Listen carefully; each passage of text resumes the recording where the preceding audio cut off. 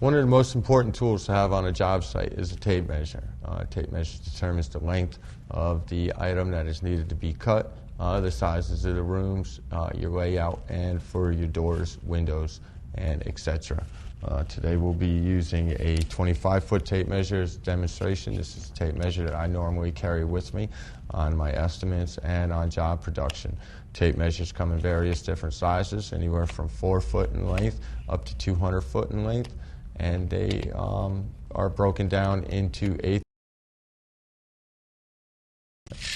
as we have here.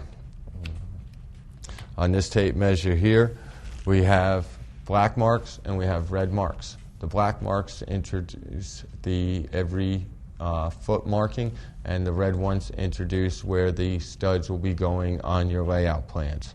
Layout is where you measure out for your studs, your windows, and